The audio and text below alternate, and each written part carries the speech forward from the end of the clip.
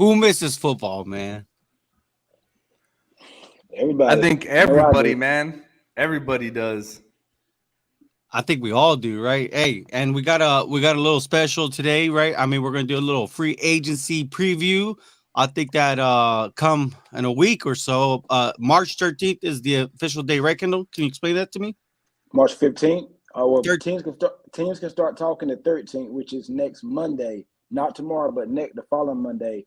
But a lot of this stuff is already getting done now up until next weekend, and then I think the official like around about the 13th, by midday, like around lunchtime, the deals can actually start. You can start seeing some news and teams agreeing, but it's not official until Wednesday, which would be the 15th. So a lot of deals are probably done now. Everybody's at the combine this week, so this stuff that's why they come together. That's why these deals come together so quick because they've already been made. So we start next weekend around this time. Deals already be done. so let's get right into it, man. I mean, who or what names are we looking to see get the bag? Who do you think is gonna get the bag this offseason?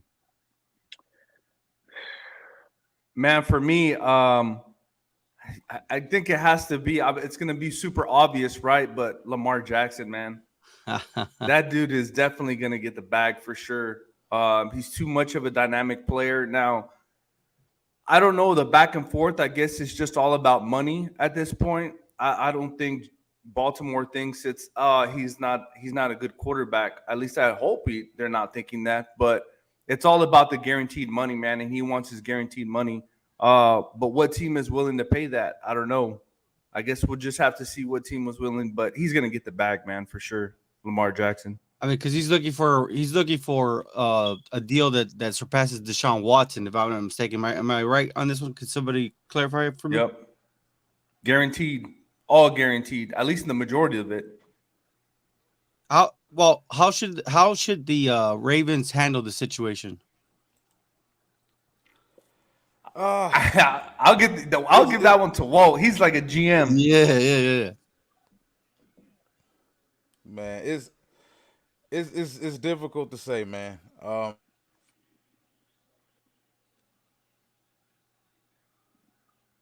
Did he go ahead? Go ahead, Kendall. Yeah, about the Ravens, Yeah, how do they I handle the feel Lamar Jackson situation? Because dang, it looks like Lamar doesn't want to budge, man.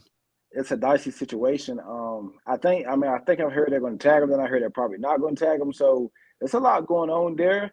I know I heard no Calais Campbell at the combine. He said that the Ravens do want him back, and he said that Baltimore wants to be. I mean, Lamar wants to be in Baltimore. So there's something there. They just got a new OC in, but I mean, like me and Fidel talked on the podcast last week, they didn't even assure the OC that Lamar was going to be there. So that's crazy. I think it's going to get ugly and uglier. That situation there. I mean, it's already a bad situation right now. So I mean, yeah, that's wrong. Yeah, this it's already a bad situation there. I don't. We got a long way to go for week one. But I know it's a team down in Miami that love to have Lamar. That's where he's from. But I don't know if they have the draft capital.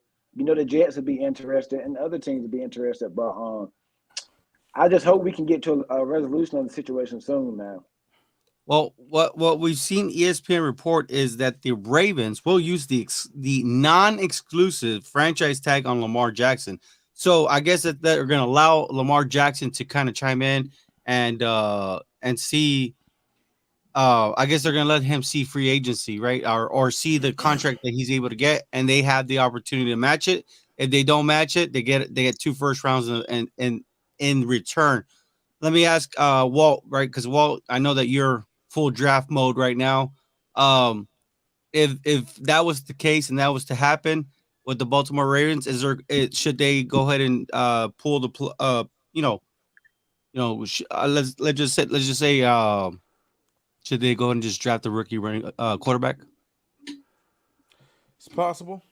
Um, I'm a little more positive on the Ravens and Lamar working things out and than a lot of other people. Even though it's a really bad look when your franchise quarterback and former league MVP has to go through this. You know, the elite quarterbacks never have to go through this. They normally get their money. I understand he's a mobile guy or whatever. He doesn't have the biggest frame. You compare him to Josh Allen in Buffalo. Josh is about 30 pounds heavier, couple of inches taller, a lot thicker body, kind of built for that type of punishment. But in their case, if you do decide to move him, you'll get a haul for him for sure. You can always re-sign Huntley and just trek out next year with Huntley and go the quarterback route the next season. Personally, I would just take that haul that I get for Lamar and just finish constructing that team. Because if you be honest about it, the Ravens never really did the most when it came to the quarterback position. They did get Steve McNair later on in his career. That doesn't really count. They drafted Joe Flacco, who turned out to be a guy who caught lightning in the bottle in the playoffs a couple times. They got a Super Bowl out of it, but they never really did it the big-time quarterback route. They've always been about team building, defense, offensive line, winning the line of scrimmage, good coaching on all levels, winning every time you take the field, even if it's preseason, which is what they've had, 21 straight preseason I wins? think it's 24. Walt, I think it's Yeah. 24 this year. Yeah, I would love to see Lamar stay there. I don't want to see him. I'm one of those old school fans where I like to see my stars stay, if possible, somewhere as long as possible. I don't want to see him wearing a Giant uniform next season. I don't want to see him wearing a Saints uniform. And then he's mobile. He's mobile. I want to see the mobile guys get paid before they get used up. But if you're looking at it from the Ravens' perspective, any team's perspective, we got to get you while we can get you. It sounds horrible to say it, but we got to get over on you while we can get over on you. And it's rough. I want to see him stay there. I really do. Look, we got a question. Ramiro says, is Lamar worth 200 mil?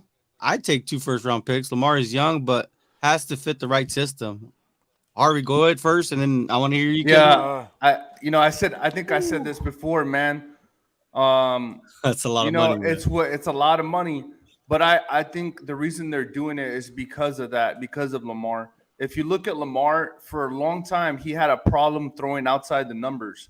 And what I mean by that is deep outs, comebacks deep in the playoffs, right? All they did was cut off the tight ends in the middle of the field and run a spy on him, and it's over, right? But he's a system quarterback. They had to bring those systems in order for him to play that kind of game. So for me, I just don't think he's that kind of Patrick Mahomes, Joe Burrow, totally different quarterback. And in my opinion, the moves that they just made with offensive coordinator, I think they're trying to get away from that, in my opinion. So I don't know, man. There's some tricky games going on in Baltimore. I don't know exactly what it is, but it's hard. It's hard to tell right now. Well, there's a certain quarterback stock that is rising as of yesterday. That's Anthony Richardson. So, I mean, he kind of models his game after Lamar Jackson and Cam Newton. That's my guy. And Baltimore's picking. Where's Baltimore picking? 20. What pick did Baltimore Ravens have? I think they're 24th. They are. I think they're 24th. I think the Chargers are 24th.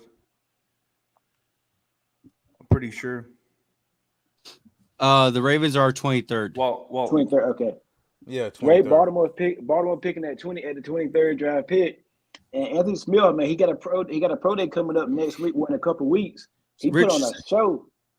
Anthony Rich, he put on a show at the combine and whatnot. So I mean, that's gonna be legit. If you Baltimore, you got some option because he looks like Lamar. It looks like he do the same thing, if not better than what Lamar in a younger, cheaper price. You got to worry about paying him to about 3 more years, possibly. So I mean, hey. I think the Ravens get away. I think the Ravens go a different route, though. If they do move on from Lamar, I think they go to a different route. Ramiro says the one thing about Baltimore is they draft really well. I would trust their front office with the draft. I will say this: they don't draft wide receivers. And we saw their wide receiver recently start barking, but he's erased his tweet, right? So we'll see, man. I don't know. DeCosta's not handling the situation like the way it used to be with what was his name? Walt, the former GM they had there. What's his name? Ozzie Newsome. Yeah, thank you. Richardson just umped his draft could wind up. What? Man, what did I say, Jerry? You did say what that. did I say before even all this noise started? I said, Anthony Richardson, watch this dude. I'm telling you. Now, I will tell you this about him. I don't think he's a day one starter. Nah, he's not. He's not a day. You have to hold him for a bit and let him learn the system and go from there. But if you don't do that, you're gonna fail this young man. Well, I can unless see you him do like a fitting lot of in. teams do, and just throw him out there and let him be an athlete his rookie year. That's true. That's true also too. true. I can see him fitting in with the Carolina Panthers. I can also see him with the Baltimore Ravens. Yep. Well, let's go ahead and move on, right? Because we do have a couple other free agents that we want to kind of look into. Geno Smith, what do you guys think? Does he stay with Seattle or does he get it back somewhere else? He stay with Seattle. All right. Harvey, what do you think? When you have the 5th pick in the first round, I don't know, man. That's a tough one. I think a lot has to do with what they really want to do. But I think you hold the keys right now because you have the 5th pick in the draft. Y'all don't think they'll pick a quarterback? I don't think so. It's possible. I thought about it earlier. It's funny you guys brought that up because if you look at how Seattle's built right now, they took those two left tackles. Well, they did take 2 left tackles. They moved one, Abraham Lucas, the right tackle. Yeah, Both of those they guys did. played well. Charles Cross played well. You got a star stud running back in Kenneth Walker III. You got Yes, you do. Metcalf out there. You could take a guy like Richardson. I mean, if you're Pete Carroll, That's another good fit for him too. Yeah. Seattle.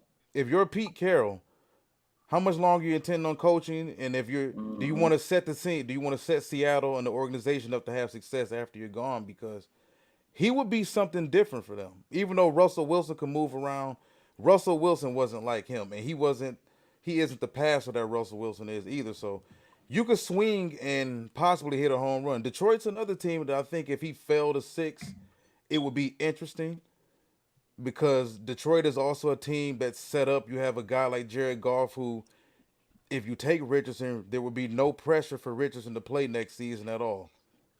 He could sit. You have an offensive line that's set up. You got skill position guys set up. You got a culture that's set up. You got defensive players coming in. It's gonna be interesting, man. It's gonna be real interesting. Crazy. Man. It's crazy how we thought he was going to be like a 2nd or 3rd round pick. Now he might be a top 10 pick. But we Top 5 pick. already knew. Like the combine, the draft is the same in all sports. Once athletes start putting on t-shirts and shorts and start lifting and jumping and running And he still around, has a pro day to do. exactly. So I mean, I get it. I get the hype behind Richardson. It's like Josh Allen. Like everybody wants that difference maker, that X factor at quarterback now. Well said. Okay. This one should be fast. Where's DC go? Derek Carr. Ooh, Saints. Saints.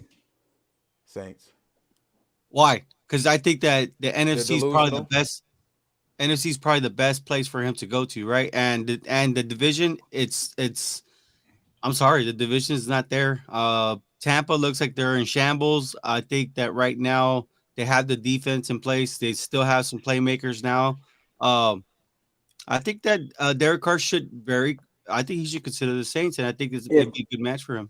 If they can keep my guy Michael Thomas, found something to do with that contract. Jarvis Landry's a free agent, but he's kind of on the back burner. They got Olave, another receiver, Sheed or something. He came out of nowhere last year. He played good for them. I can't think of his name right now. Sheed or something like that. He played well. They got a nice tight end there with Trotman and Juwan Johnson. Offensive line's always been pretty good there. They'll probably cut Jameis Winston if they get Derek Carr. But in that defense with Dennis Harris always been young and good and deep there. I think they could be a top 5 team in the NFC if they get Derek Carr. If they get Carr, the Saints, I'm telling you, they can be a top 5 team in the NFC. I agree, man. The reason I say the Saints is because, I'm the type of person of the least path of resistance is what I call it. And what is the least path of resistance? And that's the NFC South. You know what I mean? Like, it makes no sense for you to go anywhere else. Not only that, like Kendall said, they have a good defense. They played San Francisco last year, and San Francisco beat them 13-0. Yep. So I'm just saying, man, like you get a good quarterback in there and bring in the right pieces on offense because you already have it on defense. It's too easy. It's a no-brainer to me, honestly. Yeah, I think it is a no-brainer. But go ahead. And then with the division, the Panthers, I think the division will come down to the Saints, Panthers, or Falcons. Falcons, I still think they're a year or two away. Tampa Bay is, but they're not. They're going to be at the bottom, but they got bad cap issues. Falcons, they don't know. Is Ritter the guy? We'd probably talk about that sometime before the draft. Yeah. But they're a sneaky team. What did they going to do? What they going to do with that quarterback position? Haven't heard a lot of talk come out of there.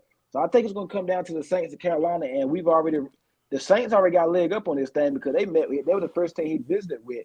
Then they met with him again at the combine. Panthers just squeezed up in there, but I think he's going to go to the Saints. And then I think the Panthers, they'll hop in the draft. And when they was talking to Aaron Rodgers, it was interesting, Rodgers. But I think they're going to go in the draft and probably get like 11 or Stroud or maybe even trade up for Young. But I think wherever he goes to in that division, they're going to be the leader up in that division. I think the Saints, it's a perfect fit for him. Ramiro wanted to chime in or ask one more thing because do you guys think the way Richardson performed at the combine, does it change the aspect on how we view an athletic quarterback? I mean, it's a legitimate question. I mean, didn't he set the record for the at the quarterback position on the vertical jump? It's insane. Yeah. And what's his measurables? Well, Was he 6'4", 244? I mean, you're talking about Cam big boy. Newton. Cam And Newton. I want to say he set the record overall. I think he tied RG3 for the highest recorded number for a damn quarterback. I think it's a 99 overall. Obviously, he got a 99. So, but RG3 was real small and skinny. This dude's it's like a Ben Roethlisberger, but that can run. It's I'm telling you that the quarterback position is different. People better get with it, man, because it's no longer a point guard position. It's no longer a position of distribution. It's a position where they need you to be a difference maker now. And like people want difference makers at quarterback. He has the potential. So does Bryce, and so does CJ. So. Well, let's round it out, right? Because this is a preview, right? And obviously, we're talking about the quarterbacks. How about Danny Dimes? What do the Giants do with Danny Dimes? Do they give him the money? Bleacher Report put out that he wants $45 million a year. I mean, right now the going rate is going up every year. You wait. What do the Giants do? Kendall, take over. I know he's asking what for 48 now. What's 45? And 3 mil. That's $3 million. That's way too much. Way too. There's Man. no way. I don't think you should be getting 35 million. But that sounds a lot better, don't it? It does. Dang, man. I'd say he's a starting quarterback. He's good. And I guess his argument could be is that he played good or whatnot, but with what he was working with, because he wasn't working with much with the Giants. But damn, I'm not giving no 45 million, not even 35. I don't think I'd give him 30 million. 25 million, I'd open one eye for that. But that's just way too much. Well, What do you think? I think the Giants will be fine with that, man. I mean, I don't think they're gonna lose no sleep over no Daniel Jones. I don't think so. What do you think, Harv? I'm gonna keep it short and sweet, man. I think Daniel Jones reminds me of Tannehill. Wow. I mean, he's in that range as, yeah, he did good this year, but I'm just saying I don't see the 30 million range. I'm sure the Cowboys would love for the Giants to keep Daniel Jones. I'm sure. 100%, but I'm not here for that, Kendall. Yeah. You just don't want to be. You don't want if you're the Giants. You don't want to be fooled. I think you look at Tennessee. You brought Titans up. That was a perfect example. Everybody on the outside looking in, and I'm pretty sure inside that Titans organization knew they were built off of the sweat and back of Derrick Henry. Yep. That offense ran off of him. And when he wasn't there, we saw what happened. And we saw the worst of Daniel Jones. We saw the average of Daniel Jones. We saw some high level of Daniel Jones this first couple years in the league. And we saw what happened when a brand new head coach, a competent head coach, got there with a good system and put some things in place. Still didn't have any wide receivers. I think more than anything else, it was coaching for them last year. So it's obvious. I don't think he's the reason. I don't think Jones is the reason there. They can win with him. They proven they can win with him. They won a playoff game last year with him. But, Jeremy, you brought this up yesterday. Is it possible? Could this be an indictment on Brian Daboll if Daniel Jones doesn't get paid?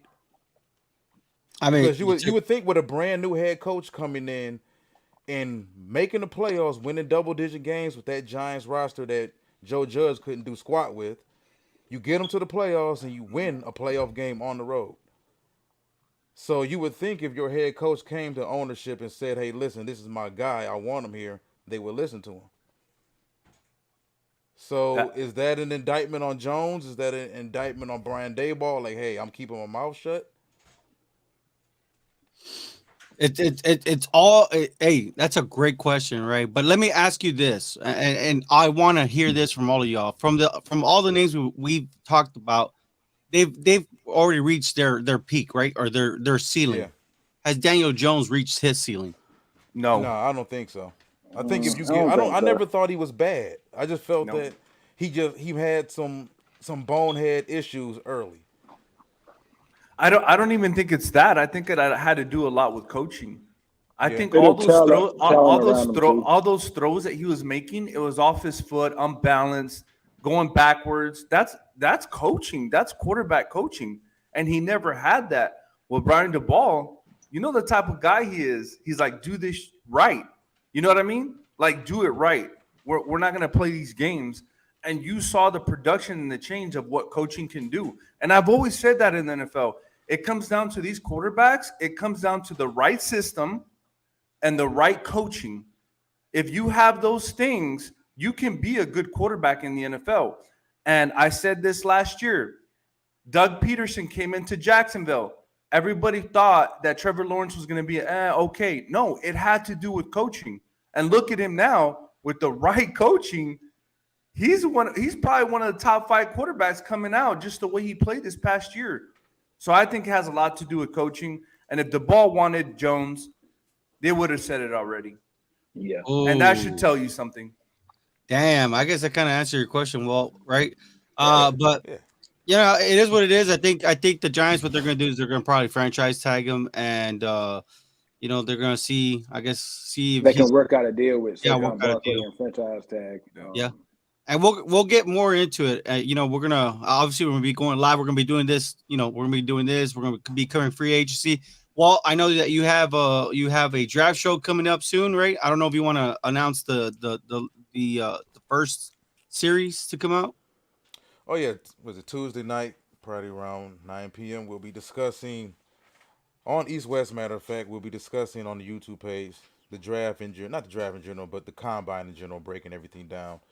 All the position groups, winners and losers, the higher, the high risers and the fallers as well. So Well, let's hear so far. I know today's the last day of the combine. I know right now the offensive linemen are on the hmm field, but give us 5 players right now that really helped their stock. one guy is Siaki Ika, I believe, the defensive tackle, nose tackle from Baylor. Damn. He did what I asked him to do and been begging him to do since last offseason. Dude, get down to like 340. Like, I don't want to see you at 350. I don't want to see you at 355. If you can get down to 360. 340, even 335 for that matter, that's good enough for a nose tackle. You're powerful enough. You play with a strong enough base. You're strong. Your handwork is great. You're good enough. And when you get that weight down, you get quicker, you get faster, and you get more sacks, and you get money. So nose tackles generally don't get paid. I want to see everybody get paid. So Are I'm you glad saying he did it. I think Siaki can really help himself. He can probably be an early second. I don't see anyone really taking him in the first because he What's a doesn't really good fit provide. for him, Walt? Um, Anybody that's going to use him correctly. I think Tampa is a good idea. Um, even Detroit, what I was gonna say, consider. Vita he kind of Vea? looks like Vita Vea already. Yeah. Yeah, I think Detroit, considering we use a lot of different odd man fronts, he can Yeah. play in a 4-3. He can for damn sure help us out in the three Patriots. four Patriots, sometimes. another odd, Yeah, front. You yeah, can't Yeah. forget about the Patriots. yeah. So Oh, the Bears too. I mean, of course, the Bears aren't going to take him early, but they need a physical presence on that defensive line too. Good. what's the Yeah. next? What's the next player? I'm gonna say Keely Ringo, and I'm gonna say Keely Ringo because given where he started during the season, he was projected as a top 10 pick. Some people had him top 7 pick. He had some ups and downs in the SEC this season, but he bounced back. He played pretty well down the stretch. He had a couple issues against Ohio State, but he did what we thought he was going to do. We all knew he was an athlete 3, 4 years ago coming out of high school, We knew how great of an athlete he was. He ran fast, he tested well, and I think he helped himself because Pro Football Focus had him, I believe, last week as the 11th ranked cornerback in the class, which I thought was ridiculous. So he tested out well with everything they expected him to do. So I can expect, personally, I think Keely Ringo should still be probably no later than the third corner off the board. Well, did you see that drill where he lost the ball and caught the ball, like tried catching the ball like this? That doesn't look good, man. Is that coachable in the NFL? His hip movements didn't look good to me either when I seen that. Yeah, they don't. They don't. But the thing is this, I think with what it is with Ringo, you know exactly what he's gonna be. There's gonna be certain wide receivers, Stephon Diggs, Amari Cooper, Devontae Adams, guys who are route gods who are just gonna give him fits. But if you're talking about the DK Metcalfs of the world, the T Higgins of the world, those Mike bigger, Evans, something like that. right, those bigger physical wide receivers that aren't going to really create a lot of separation, I think he'll have a better shot and he'll have more success against those guys. But if we're being honest, man, there are no corners in the league. Well, there's very few corners who can just cover everybody. 6'5", 240, 5'10", 180. Hey, Walt, I love you like a play cousin, man. But third is way too high for me for Ringo, bro. Way too high. I ain't saying third overall. I'm talking about as far as the third corner. Third corner. Yeah. That's what I'm saying. That's high for me. That's way too high. It's hard. It's hard, right? Because I think you said something in our group chat, and I would like you to bring that to surface, Walt. But I know that you still got a couple more players to go. So we'll round back to that. What's the next player? Another corner, matter of fact, Emmanuel Forbes. Forbes was a guy from Mississippi State. He was, everybody. That's Javier's guy. Javier's been talking about him on the Cowboy Cast. He's slight. I'm not as big on. Well, I'm not going to really harp on the size. I think at 160, close to 170. By the time the season starts, he'll be close to probably 175, 180. He's got the length. He's got the reach. He's got the violent hands. And this is one thing he does way better than Ringo. And I can understand Keely Ringo's flaws better than anybody else. I've been watching this dude long enough. I'm going to be honest about him. Forbes, maybe it has a lot to do with Forbes being a little wiry. He's a little more Gumby. He's a little more fluid. Gonzalez, Porter, all of those guys are way looser and appear to be not as stiff and as yoked up and muscular as Keely Ringo is. And I think that's a big problem for him. He's gotten too muscular since he got to Georgia. Remember what he looked like as a freshman when he got there? You know, some guys, especially corner, I don't want to see my corners too muscular, too big, too stiff, too thick. But, yeah, I believe Forbes is a guy who he's kind of in that Denzel Ward mode, even though he's substantially bigger than Ward. But Ward was another guy that was kind of small, frailish kind of frame. People kind of question, well, can he hold up in coverage? Forbes is 6'2". He's still a kid. He's not going to stay 167 the rest of his life. So I figured by the time he gets to the league, gets into an NFL weight room, conditioning, I see him playing somewhere around 185, probably 190 within the next year and a half. And he should be fine. Plus the 4.35, man. The 4.35 looks great. He reminds me of undersized Sherman.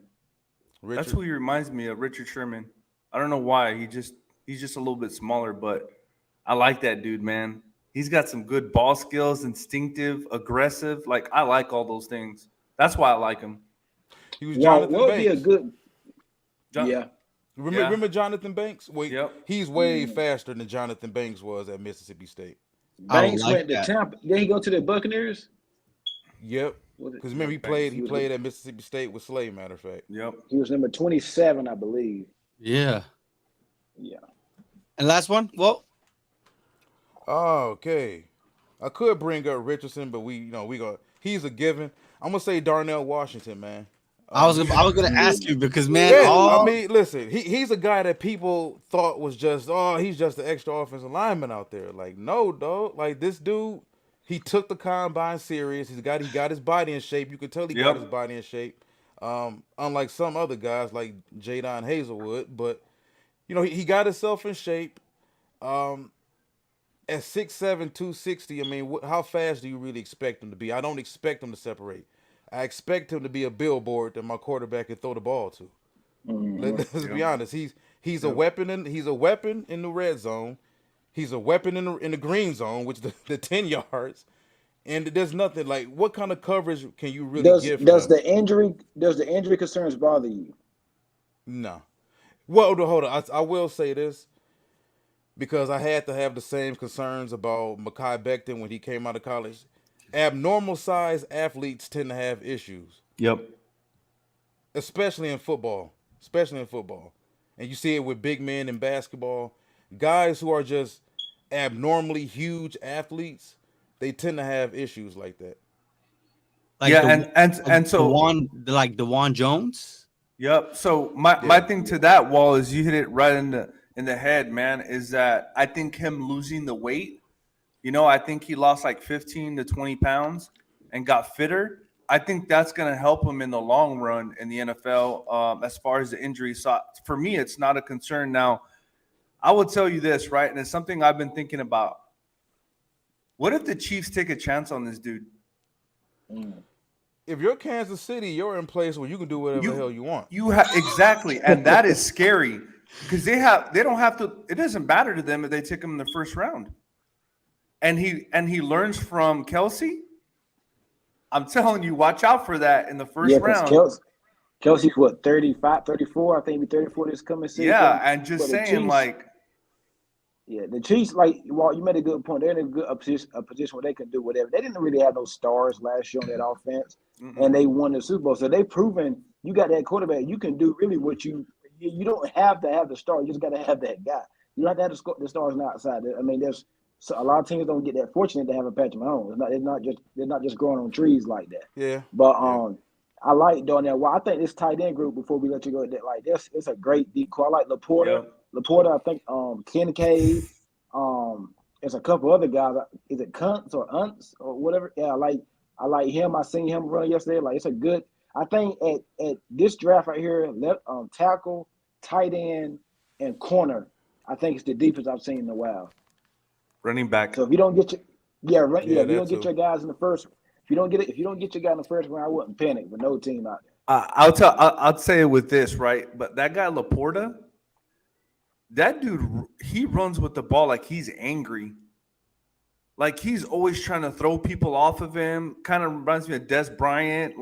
He's angry, man. Yeah, the tight end out of Purdue too. So yeah, there's some good tight ends, man. It's a great rookie class for tight ends for sure. So well, that kind of summed up all these draft stocks up. But the one thing that I wanted to kind of go back to was you said you made a comment on the group chat, and I would like you to bring that to live, right? You said about there's a certain position group that really helped themselves out. Can you share with everybody what to expect or what is actually very possible to happen in the first round in this year's 2023 NFL draft? Oh yeah, I believe from top to bottom, this cornerback group is special. And this could be, as mentioned earlier, this could be, in my opinion, the best cornerback class overall we've seen, period. We could possibly see 7 going to first. We could. And Jerry, what did I say? What did I say before this draft? How is there only 2 corners being taken in the first round? That makes no sense. You did say that. Makes no sense to me. I don't understand how, if you look all the way down that cornerback list, the way these guys are playing, how is there only 2 corners being taken in the first round? That part I didn't understand. Well, Javi, not only that, we see this. Yesterday we saw what the prototype is. We've seen it the past 3 years. We saw it 2 years ago with J.C. Horn and Patrick Surtain. We saw it last year with Tariq Woolen, to a lesser extent, who went in the 4th round, a guy who's 6'4" almost. We saw it with Sauce. Stingley Jr. isn't as tall. I mean, Stingley's 6 foot. Kyer Elam's 6'2". Teams want the tall, long corner on the outside that can run. We saw it with Cromartie a long time ago, and I told people Cromartie was going to be the new prototype. If you could get a Yeah. 6'3" corner that could run a 4.4 and was a super athlete, that's what you wanted. And it brings me to this question. If we look at, to me, it seems like the defenses are catching up with the offenses. Yep. If you notice, They are. everybody wants to play horizontal football. Nobody wants to play vertical anymore because my receivers don't have the same advantages they used to have. Remember back in the day, if you were the best, the better athlete played receiver. That's not the case anymore. A lot of these corners, these 6'2", 6'3" corners used to be receivers in high school. Diggs. Yes, Yeah. I think these dudes, South Carolina. that's where the ball skills come from. Yep. Yeah, South Carolina got a couple of good corners with Rush and Smith, and I'm gonna tell you a corner that you just talked about the prototype. Now there's a long and tall nobody's talking about. I've been watching film of him out of Alabama, Ricks. I like Ricks. him. Yeah, Yep. Eli Ricks. Yes. Eli has Yes, no problem. really good Yeah. technique. Yeah. And I think you can get him probably in the late second because nobody's talking about him. Nobody's talking But- about Ricks. And It's the injury but- concern with him, right, Walt? Yeah. But he, Walt's right though, man. Like you talking about what Woolen was taken in the 5th round, and then like 10 spots later, Deron Bland from the Cowboys got taken. Like there's so much value in the cornerback position now, and now they see in the combine, man, these guys tested well. Walt's right, man. Like these dudes are gonna come off the board really fast. So you're, Really you're fast. saying But you see how You're important saying- slot receivers are now. Yeah, yeah. so you're saying right. by what before 50, pretty much all these corners are gone, pretty Yep. much. Well, I would say Yeah, this. I'd This say- is how I view it. I could be wrong. I'm not as high on Witherspoon as a lot of people, but I'm pretty sure he's going in the first. I'm pretty sure Yeah. Gonzalez going in the Gonzalez. first. Porter's going in the Smith. first. Cam Cam could, Smith. towards the back end of the first round, I think. Ringo has a possibility to go in the first. Forbes is going to go in the first. What about then when you- Brent? Yeah, Branch. Yeah, but is Branch? Is he a safety or a corner, man? Like No, Brent. sometimes Brent. he's listed as a safety. Brent. Yeah, No, from he's- Alabama, right? yeah, Yeah. he's talking about it. He's No, a safety. the other corner, Julian Brent from Oh, Julian Oh. Brent. You talking about Brent? that's It's safe. Oh, Brent. Brent. Not with that. I don't think he gets in with that 40. Yeah, he ran a 4.5, but his vertical. Hey his man, vertical. that I will be happy if he falls to the 3rd or 4th. I ain't gonna lie. Because he's Well, also prototypical. DJ Turner. He's prototypical for a cover 3 scheme, I think. But he plays more slot, right? Well, DJ Turner. yeah. DJ played outside too here at Michigan. He was another one of those IMG Academy graduates. Yeah. He played a lot like, well, at least Harbaugh in the defensive scheme. They used him a lot like they used the safety they went in the first round from a year ago. To Cincinnati, the Michigan safety. Daxton Hill. Daxton Yeah. Hill. Oh, okay. We believe in moving our corners around, blitzing them, showcasing what they can really do, and he showcased what he can really do. I think DJ Turner's a guy. If you can get a slot corner that runs sub 4.2 and can jump out the gym, and he's close to 6 foot, he's gonna put on a little more weight. So there's a lot of talent, man.